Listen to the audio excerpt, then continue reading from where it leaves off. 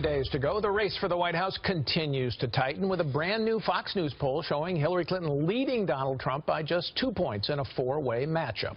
But Tuesday's results all come down to the Electoral College math and a handful of battleground states that still remain too close to call. Republican pollster Ed Goes is here with a closer look at the numbers. So, Ed, good to have you here with us. Thanks for coming in. Glad to be here, Paul. Okay, so the conventional wisdom is it's a tight race, but Hillary Clinton has a narrow 1 to 3 point lead. Is that how you see it? I think that's basically where it is. I would put it more 3 to 4 points when looking at the polls. For example, on the Fox poll that you just mentioned, it came down from a 3-point lead to a 2-point lead. But the sample a week ago was 7 points net Democrat. The sample this week was even between the two parties. And that's not accounted for in the numbers. So actually, I don't know that the numbers wouldn't be moving away from Trump as opposed towards him looking at that sample. But I think the key thing in looking at the data, and this is what I've seen this entire campaign, is that both these candidates have extremely high negatives. And the only thing that has really moved is the strongly unfavorable on both these candidates, moving up almost to the 50% mark. So I think everyone keeps looking for big movement in the ballot when, in fact, it's almost like a governor on a car. It's holding both of them down. Someone starts to break loose, and that pulls it back into reason. But doesn't that mean, Ed, that there could be some volatility at the end? If people are unsatisfied with both candidates, couldn't they just throw up their hands and say, you know, we're willing to go with one or the other and move? Well, I think that's what you saw in the last couple of weeks. As you saw after the Access Hollywood tape, you saw Hillary Clinton jump in the numbers. That was not coming from people coming from Trump and moving to her. That was from Johnson to her, and you saw Johnson come down from 9 to 6 points. In this most recent FBI, you didn't see Hillary come down. You saw Trump go up, again, from taking more votes from Johnson. So I think that was always the question mark, is what were those voters that disliked both these candidates that were parked with the third-party candidates going to do? And I think they've now come home, and that's where you have a much closer race. Where do you think Trump stands vis-a-vis Clinton at this stage of the race, the weekend before the election, compared to where Romney stood with Obama 4 years ago? Well, we had, going into that last election, the race basically even between both candidates. That was wrong. I mean, that was way off. Well, and that's a key point, though, in terms of the real question now, as you see all these individual battleground states get very close, is polling only predicts where the race is if everything else is even. But as you move into this weekend, you're moving from moving the ballot to moving to the polls to actually vote. And that's where you start looking at who has more money, who has more ground game, who has more good surrogates out there driving that vote to the polling place. And as we saw on Election Day in 2012, that if one campaign does not have the quality ground game that the other campaign does, it could make a 2 or 3 point difference at the end of the day.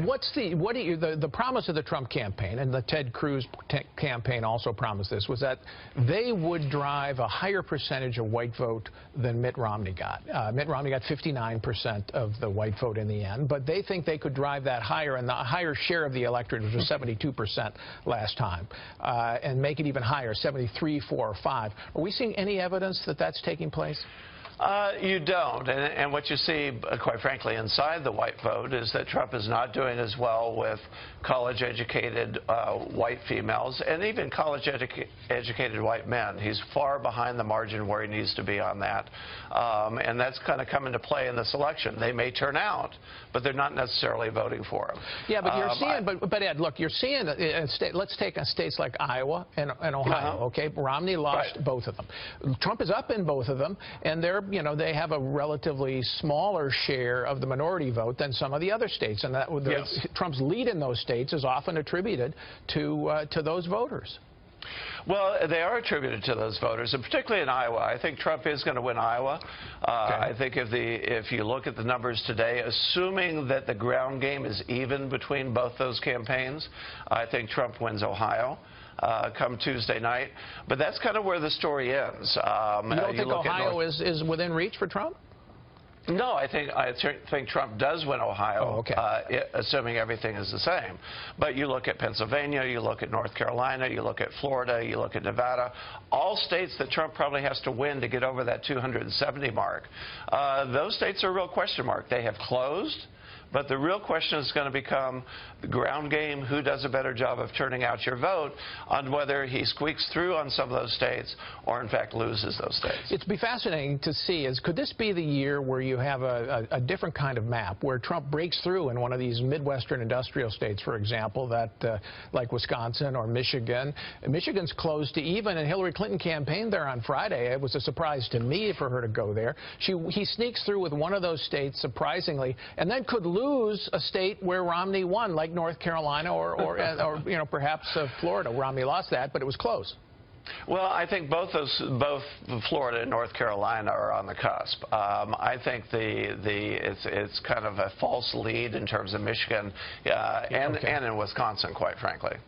So you don't think he's going to make a breakthrough in any of those? You think he's got to go basically all the Romney states and then sneak into with Iowa, Ohio, maybe sneak in with a New Hampshire, a Colorado, Nevada, something else?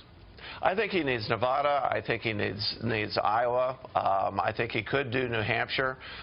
He has to win North Carolina. He has to win Florida. He has to win Ohio. And I think the real question mark right now is Pennsylvania.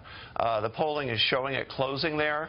But because Pennsylvania doesn't have early voting, there's no real feel for, is there a ground game there, quite frankly, on either campaign side.